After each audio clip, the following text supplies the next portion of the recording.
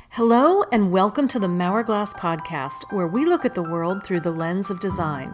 I'm Jill Maurer, and I'm here with Artimus today.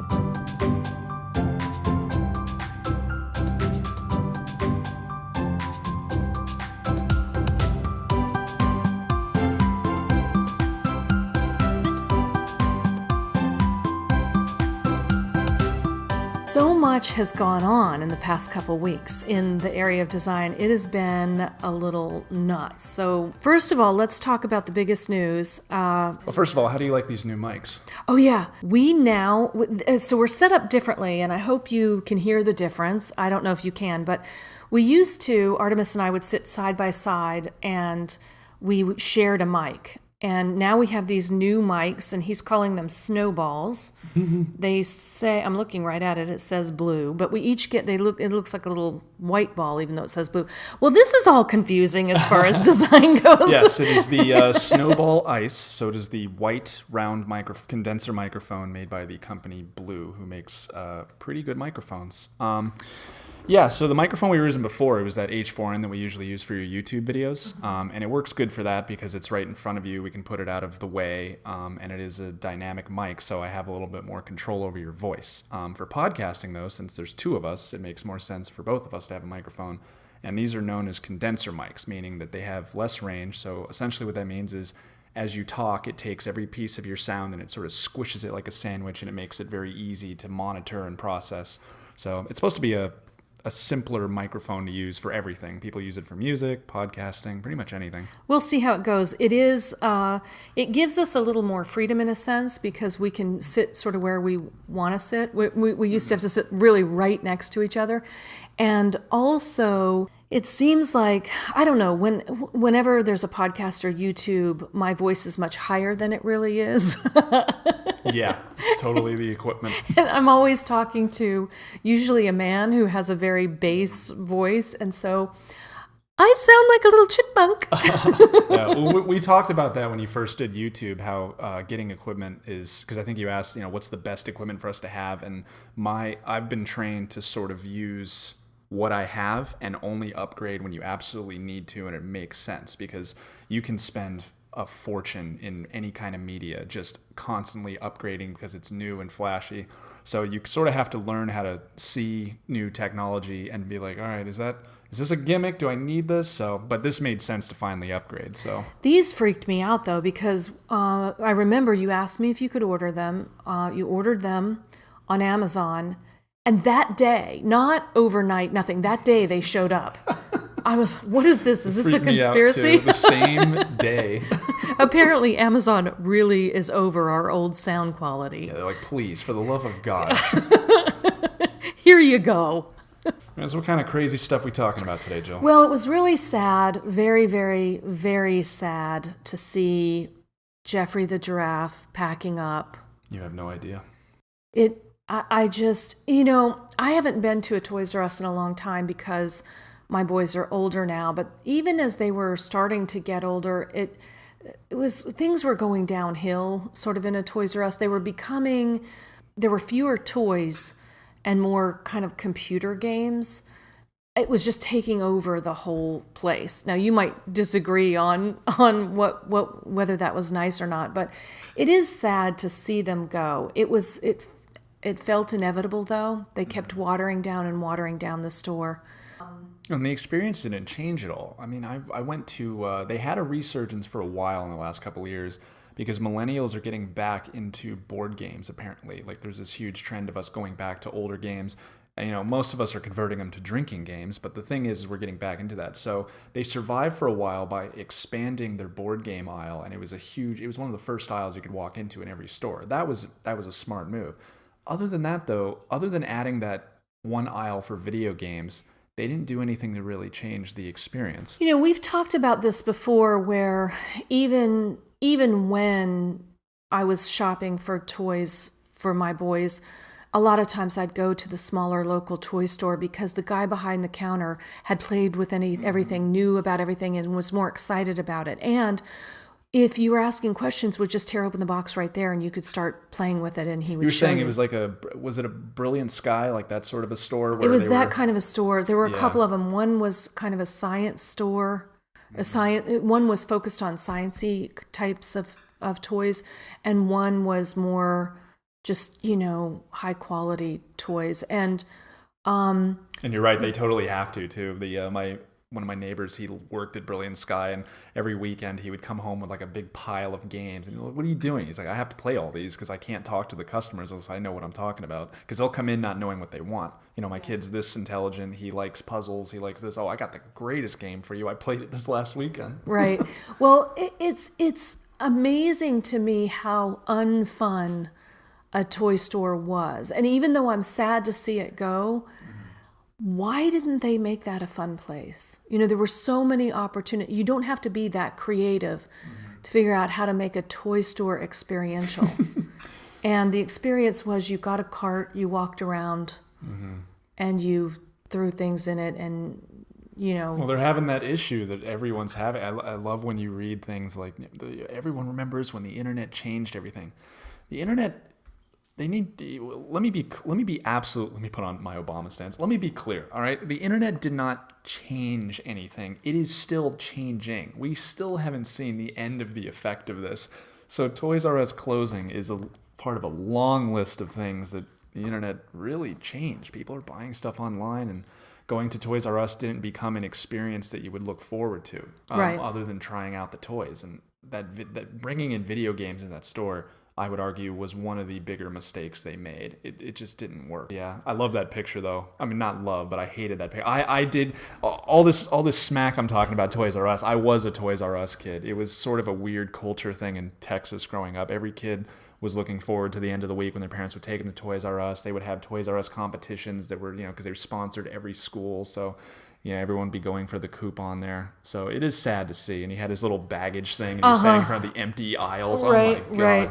The problem is, and I liked Toys R Us in the beginning too. I think what we're both feeling is we wanted them to survive, but we also understand they did nothing to deserve it. And the opportunities were there. They were there. I mean, there is a way to make a toy store fun. Right.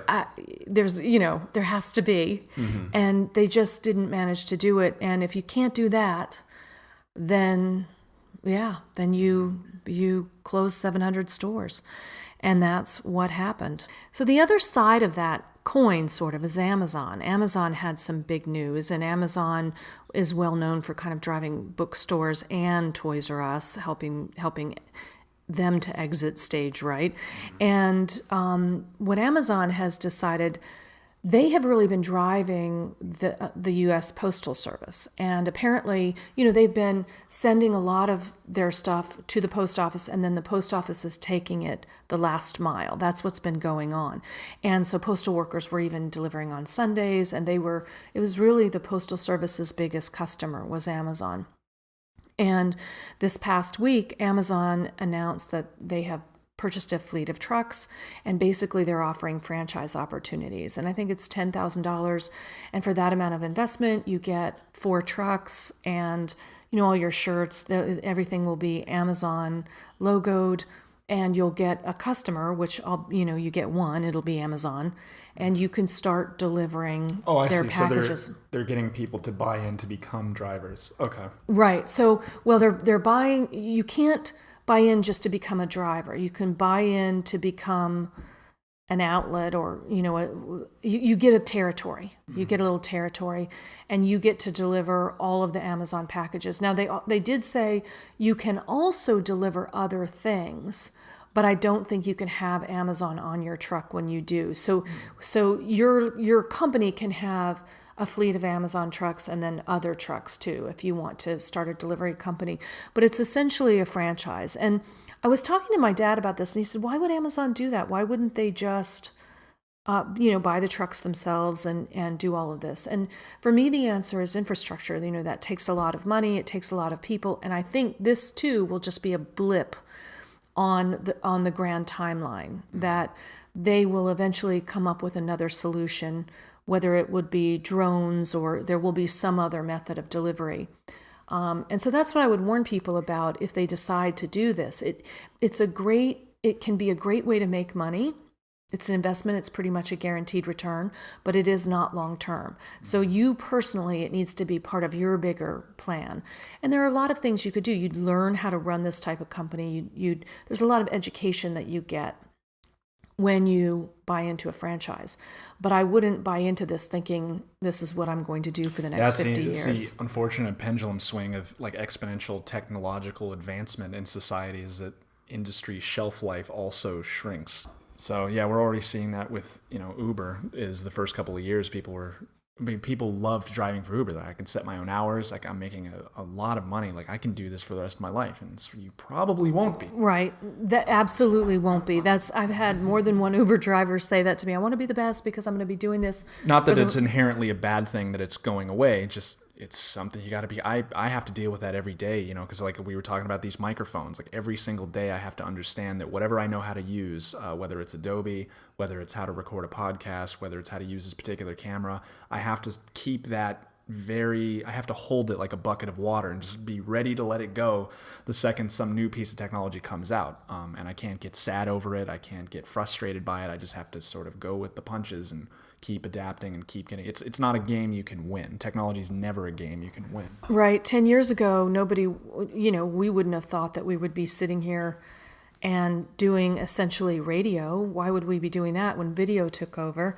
So things come and go. And right now doing podcasting, we love doing it. Will we be doing it in 10 years? We'll see if podcasting is still around, but what we're learning and the connections we're making doing this will apply to whatever is the next step. That's the thing to really understand. And the only reason I know how to do this podcast right now is because at some point I was trained how to do live recording, and at some point I had tried actually doing vocals. I've recorded our podcast before, so I know roughly what the differences in our voices are, hence why this meter over here I'm watching has different volumes set, because I know that. So even if this whole technology goes away, I can still pull that wisdom into something else. So the other thing that is impacting delivery of goods via the internet is this decision that was made where a judge said that a certain state, and I think it was South Dakota, can in fact require anybody shipping anything to South Dakota to have to collect South Dakota sales tax. And this changes everything. When I was younger, it was catalogs. When you ordered from a catalog, as long as that catalog was not in your state, then it was tax-free. That extended to the internet. So if you order something, say from Saks or Sephora, if there's a Saks or Sephora in your state, you're going to pay the tax. But if there's not, then you're not. And so it can be a good way to sort of save money from the perspective of the person buying. But from the perspective of the person selling, now this is going to be sounds... I can't speak for these stores, but if it was me, that sort of sounds like less of an incentive to even have a physical store. But now the whole game has changed, because even if you have no stores, what this court case says is any state now can say if you sell in our state, you're required to collect taxes for our state. So what that means is if you have an internet company, you're selling online, now you have to now there are a couple of states that don't have taxes, but say 46 do, you now have to know how to collect and report in those 46 states if you're going to sell to those 46 states. Oh my goodness. That changes everything. So that is an accounting... they just made Shopify's day a lot harder. That's an accounting nightmare. So hopefully people like Shopify will do all that math and help you. I mean, you literally have to file tax reports in all those places. So it's unclear right now what's going to happen, whether some people will just say, okay, well, we're not selling in every state. That can't last, because we know that buying on the internet is the way things are going. It's going to be interesting to see how this ends up happening. I would imagine, too, this is something interesting. Okay, here's a business idea if you're out there. If you're out there and you are on the border, like if you're in a state, say Tennessee, No, Tennessee does have sales tax. Who doesn't have sales tax? If you're in Pennsylvania, well, on certain things. Anyway, if you're in a state that doesn't have sales tax, Alaska.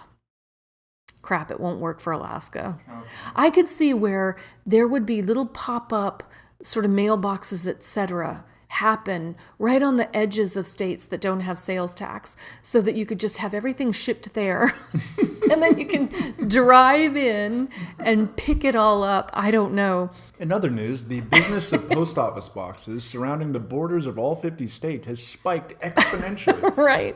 It'll be interesting to see how this progresses. Now, one of the things that they have said is that for companies that have sales less than $100,000, they don't have to do that. So it's, your whoever you're buying from on Etsy is probably okay. If you're buying handcrafted items or little items from people who are small, they're probably okay. But the minute you cross that 100,000 line, now you could be expected to collect tax and report in all those states, which, is going to be difficult.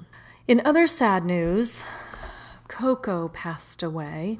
Koko, the gorilla? The gorilla. Ew. Yeah, this is the gorilla who spoke sign language, was really pretty good in sign language. And on YouTube, you'll see Koko with all kinds of different people. Koko had big following. Robin Williams was a fan. Oh my God! I completely missed this news. This is This is terrible. It's awful. I know. Koko lived a long life. I think Koko was 46 years old. So did it die of old age, I'm guessing? I'm not sure, but it was, probably. It was age I don't know what the life expectancy of a gorilla, but I imagine that's up there. Right. Oh, man. Yeah. Yeah, I love that video when Koko's with Robin Williams, and Koko, first of all, recognized him. Right. And that, she had such a fun time just goofing around with him. That was so... His movies was one of her favorite movies. I don't remember which one. Yeah, I didn't even know that gorillas watched movies. Well, in the wild, they don't watch Okay, movies. yeah, okay. In the wild, they don't watch... I guess you could also argue in the wild, they don't do sign language either, so... What I meant is... I've tried this experiment with my cat when I was growing up. I would show it YouTube videos, and I would say, can you tell that there's another cat there? They could always hear it, but they would never see the cat. But then there'd be videos of cats playing with an iPad where it was an app designed for them, and a fish would be swimming around, and if they pawed it, the fish would move the other way, and they would get excited. So yeah, I'm not sure that that's really understanding that a video works, but I think dogs do. Dogs, they Did watch... Koko have a freak out moment? It's like, how did you get out of that box? Right. You're way bigger now. And how much of the plot did Koko understand? See, now I have all these follow-up questions. Right. What rating? Does Koko have a top 10 Robin Williams movie list? What was the Koko's rating? 4 thumbs up? Right. Well, Koko could sign. There might have been intricate discussions about this. What's I don't the know. sign for? Meh. It's all Yeah, right. that was it. That was it. Boy. So here's something interesting that I found interesting. Procter & Gamble came out this past week and stated that they want women to direct 50% of their ads by 2023. Right now, women are only directing fewer than 10%, less than 10% of their ads. Now, Procter & Gamble does not directly hire the directors. They hire companies to make their ads. But what they're telling these companies is we want 50% of them to be directed by females. And I think that was an interesting move. I was frankly kind of surprised to learn that only less than 10% would be directed by women. I don't know. It's about right. And it gets at one time it got even worse in Hollywood too, just for theatrical releases. One thing that is happening though is because of all of these movements that are happening, and they are giving women directors more of a chance, more opportunity. Like, women are in a lot of ways dominating. Like Wonder Woman was directed by a female director, and it's obviously one of the best reviewed movies of that year. So it's slowly picking up. But yeah, there's always been a gender gap, unfortunately. Yeah, I knew that there was in feature films. I remember even back in the day, Big was a big movie with Tom Hanks, and Penny Marshall directed that. And a lot of people felt that it should have received many more awards than it did. And I remember there being a lot of talk that it was directed by a female. Yeah, there's so much campaigning for those award shows, and I wouldn't be surprised. In a vacuum, Yeah, in a vacuum, what you'd like to say is you'd like it to be a system where, regardless of gender, regardless of race, it's whoever's the most suited to direct this film. But in practice, what happens is there is a male slant. So it is good that they're making that sort of a mandate. I agree. I think that is a good move, and we'll see if other people follow suit. Sticking with video a little bit, Disney had to issue a warning, a medical warning about Incredibles 2. Apparently, Did you see Incredibles 2? I have not seen it, and I do want to see it. I just saw it yesterday, and I see why. Yeah, apparently people have been having seizures. I'm not going to give away, this will be spoiler free, but essentially what it is in the movie is there is a character who hypnotizes people, and the way that the person hypnotizes, the person's name is Screen Slaver, and the way that they do it is they play this hypnotic scene on someone's TV or on their whatever TV screen is near them, and it's this weird, really contrasty, flashy. I had to squint during it, but which I like. I like that it was that, because normally you have like the little swirl and you're like, right, that hypnotizes people. Right. This seemed like something that, in that Art Deco alternate universe they have going on there, that it might hypnotize somebody. It really could affect somebody. So, yeah, apparently people have had some seizures. They put a note right before the movie too. They've already amended the movie file, because they don't have reels anymore. A lot of it's digital, so they've put a slate before the movie saying some people have experienced seizures, and it's. Yeah. So, I think I've shared that I have one son who's autistic, and I'm not sure that I would want him to watch that. I know one of the reasons for autistic people, for example, that fluorescent lights bother them is that they can see the pulse. So I'd be a little nervous even about him watching that it. pulsing is the part that makes it so bad. You can see the pulsing no matter what. Like, they've made it pulse, which is cool. But what I think will happen, if I had to guess, is I think by the time it gets to TV release, I think the production studio is going to go back in and tone it down. Yes. And they're going to change it in a minute. It's happened before, where based on theatrical release, they make amendments. Right. Well, speaking of issuing warnings and apologies, we need to issue an apology. Oh, do we? What did we do? We do. We pretty much to the entire country of Mexico. So we reported in the last podcast that so many people cheered for a goal when Mexico goaled that it was measured on the Richter scale. And it turns out they now think that it wasn't actually all of Mexico, it was the people in the building housing the Richter scale. Which is just as interesting if you think about this from a design perspective. That building has one purpose. It is to measure gigantic seismic events. One of the first things they're going to design that building to do is say, all right, guys, what happens if we just jump up and down? What happens if Greg slips and falls? Greg, always slipping and falling during a cataclysmic event, messing up our readings. So they would have designed it to be... Or just during lunch. They would have designed this building to be unmovable by humans. The World Cup apparently created a scenario where they were partying so hard that they got a reading on their own scale. So that's, to me, just as, if not more interesting. And the World News reported it as Mexico, the entire country. Yeah, so just add that to the long list of things we have to apologize to Mexico for. Right. This is true. Our bad again. Yeah. Right. You want to talk about IGTV? We can. I don't know much about it. So IGTV is now Instagram TV, basically, for people who don't know. And Instagram is coming out with this video option. They want to compete with YouTube. And whereas YouTube is horizontally, how do you say that? It's a horizontal. It's like a frame. Landscape. So if you picture landscape versus portrait, IGTV falls under the new category of vertical video. Vertical video. So it's kind of the portrait version. So it is not the case for those of us who are recording YouTube videos. Those don't all just go over to IGTV. So yeah, so it's Instagram's power play to take over YouTube. I don't think it's going to happen. I think that there will be a wave of people doing it. I think it'll be interesting. But, Instagram was purchased by Facebook. Facebook has done things that have not been friendly to the people who use it. So I personally don't like Instagram as much as I liked it before Facebook purchased it, and I don't think that adding this video is going to help that much more. I'm going to be a fan of YouTube. What are your thoughts on it? Yeah, I look at it, of course, through just the lens of this ongoing media evolution.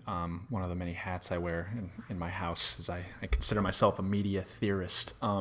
So this is part of a timeline that we knew was coming, and what's going to happen as a result of it is interesting. So for the last 100 or so years, let's talk about time before cell phones really came out, smartphones, phones that you could actually watch real video on.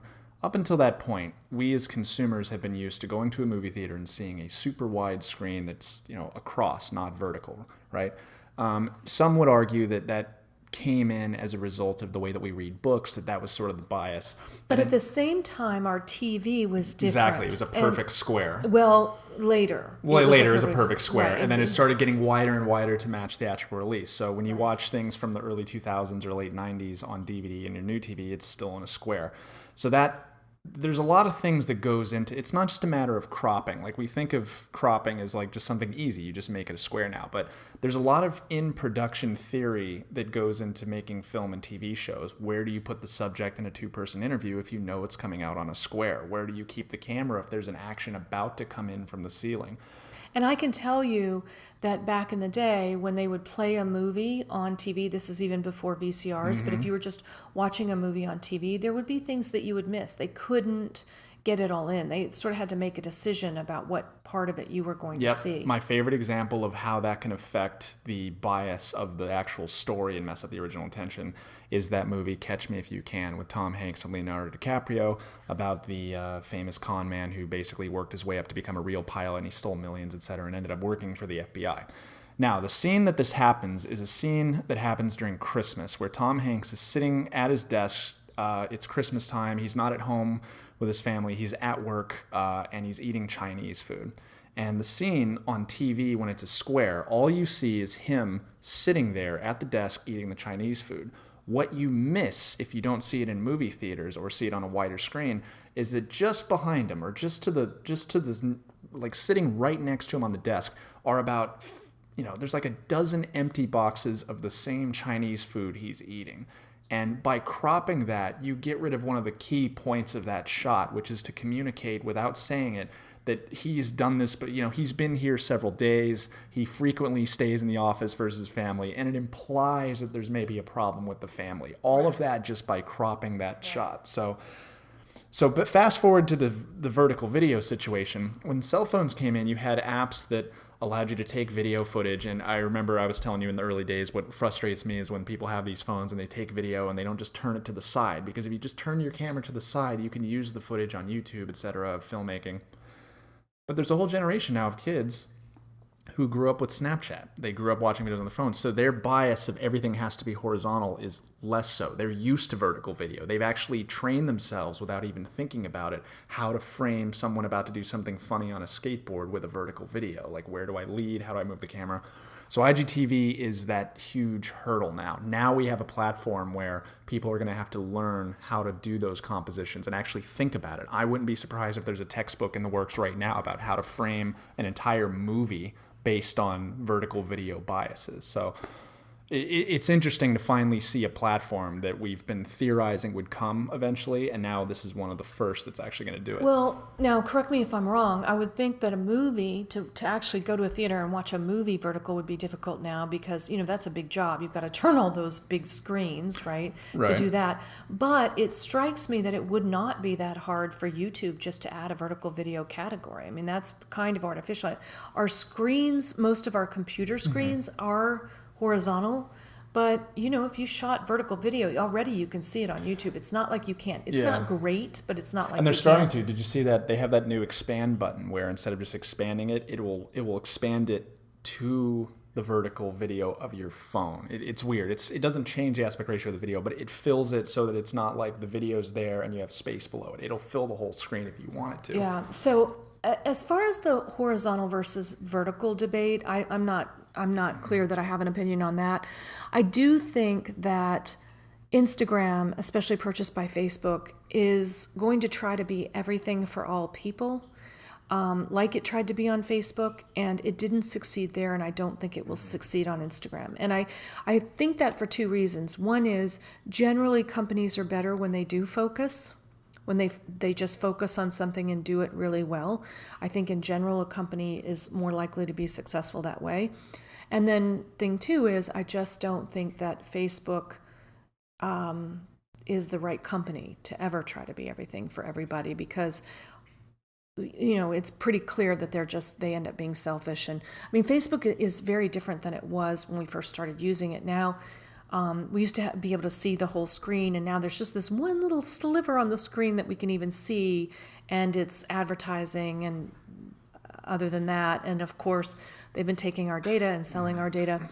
But I think it's almost impossible for any company to try to be everything for all people. I just don't see it succeeding. And of course, we were talking about this. Like, I love watching new platforms like this come out because you see the same trajectory every time. YouTube, Instagram. A platform comes out that promises something nothing else does. Again, you can upload vertical video to YouTube. What this is really selling is it's another channel linked to your official Instagram page, which for a lot of people is their whole company. Mm-hmm. So you have the early days where it's, oh, wow, look at this amazing platform. This is another way that I can get my name out there and become big. That's the first part. Part two is what really ends up happening is it becomes a channel for people who are already established. This is another way for your favorite band to get content to you that you already are expecting. This is another way for this celebrity to get this message out. And then it goes right back to the way that other mediums are, where it's the very, very top content creators are the ones that are getting pushed the absolute most internally by the company, and the rest of us are playing catch up. And it happens every single time, and it's interesting to see. Yeah, and not only that, but this Instagram TV is not particularly inventive, because they basically, everything is just sort of Me Too. The Snapchat, the Insta story was a Me Too to Snapchat. It was a way to cut out Snapchat. And now this new thing is just a Me Too to YouTube. It's not, to me, particularly creative, other than you could argue it's vertical format. You don't watch Rick and Morty, do you? No, I don't. It's a very funny cartoon show that has a really huge cult following right now, but there's a funny meme that came out of it. So basically the premise of this one episode is that there's this cool box that if you hit it, it launches a genie almost, sort of an interdimensional genie called a Meeseeks. And he's a super happy guy. Man, Mr. Meeseeks, look at me. I'll help you do whatever you need. And he'll do one task for you.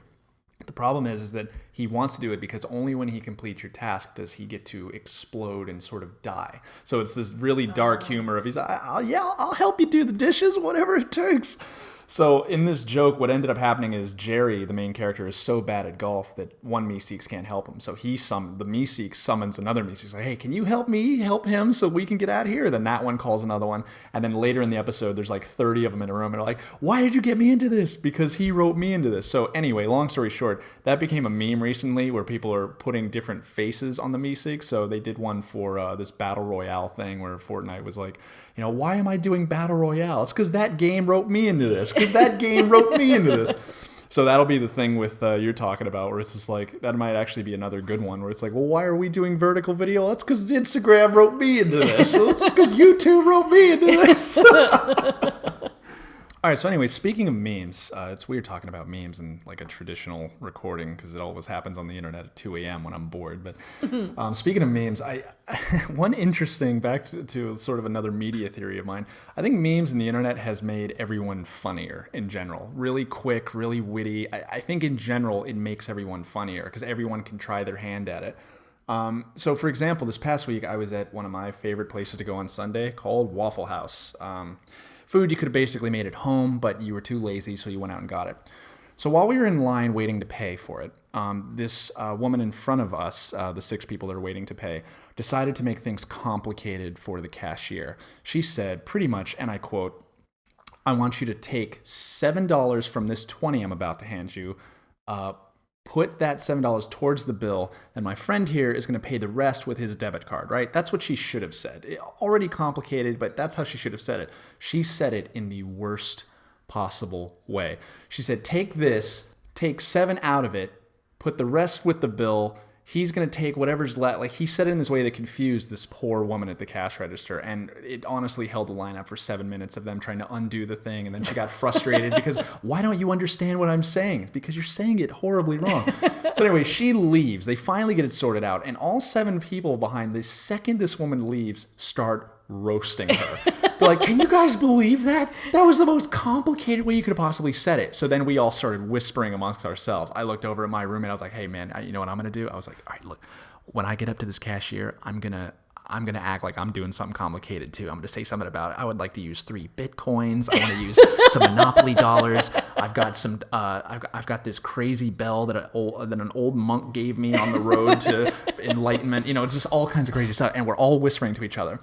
So we all get ready. We're all standing up. And then the first guy who's ahead of all of us goes up there. He's like, yeah, so I'd like to pay with my firstborn child. He goes off on this tangent. And at the same time, all of us just go, dang it, he beat us to it. No! Wait, I got one. No, mine's funnier. Listen to this. And so this poor cashier that had to sit there for 7 minutes and deal with us idiots trying to beat each other's real world memes. At random stand-up. I'm telling you. Oh my goodness. Yeah, there was a killer comedy set lineup at Waffle House last Sunday. It was great. Oh. I'm sorry I missed that. I'm telling you, people are getting funnier. I'm convinced of it. Well, you know what I think? If you don't have video, it didn't happen. Oh, boy. Yeah, okay. So usually when you see a video from Waffle House, it's not good.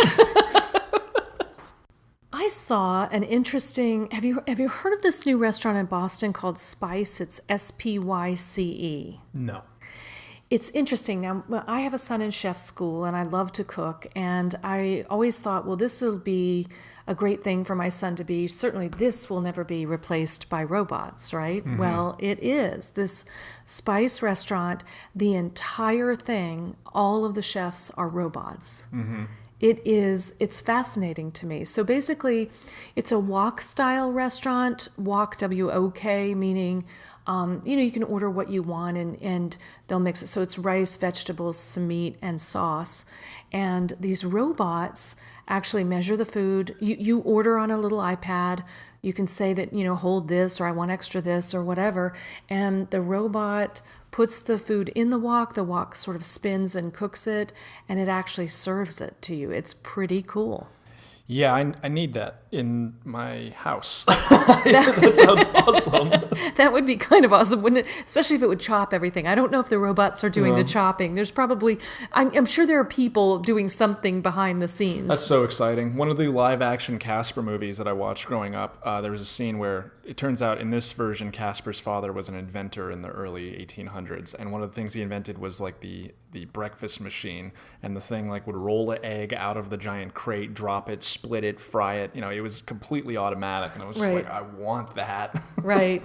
Yeah, it really does seem pretty cool. And I was surprised that the first sort of robotic kitchen we're getting is about doing healthy food. I mean, I can really easily see a fast food restaurant having just a whole robotic system. In fact, a sort of a conveyor belt robotic system. But it's very interesting to me that it's actually fresh, healthy food that they're doing with robots. Yeah, I've seen those Japanese vending machines that are, they're pretty cool. They'll have like it'll make a whole pizza in like 8 minutes. You customize what you want, or they'll have one that, of course, they have the craziest vending machines over there. They have ones that'll give you like lobsters and pizzas and whole bicycles. Like they're sort of crazy. But I have seen the one. Oh, I've also seen the one that'll make French fries, but a whole restaurant. That's awesome. Yeah. So what do? They just go up and I guess pick what they want, and then it just automatically makes all of it. Is there any human component to it? Well, the when you look at the video, there is a video online. You can see that part of the machine, it sort of goes back behind a wall that you don't exactly see.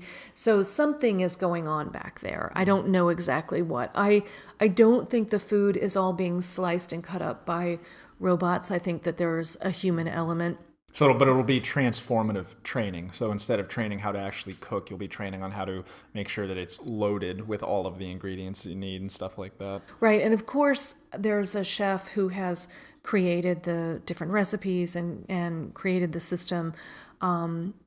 But it does seem, like once you do that, a lot of cooking is repetitive. Now, what I will say is, having cooked a lot, that it's not always you need to cook something for the exact number of minutes, because if you're cooking with fruit, it may have more juice, less juice. You may need to add, there's always subtleties, and you're always kind of adjusting things. So it'll be interesting to see how well it actually does. Just the rightness of a fruit or vegetable can change how long you need to cook it and whether to add sugar or not, and all of that. But I'm sure that whatever recipes were chosen in a way that it's pretty systematic. And who knows, it may be that these things are able to measure the moisture, and I have no idea, but I do think it's an exciting start. I would love to try it if I'm in Boston, and I would especially love a tour of the back. I mean, I just think that it's And again, I want it in my house. That would be great. I don't have to leave. Yeah, I need either that or a mommy.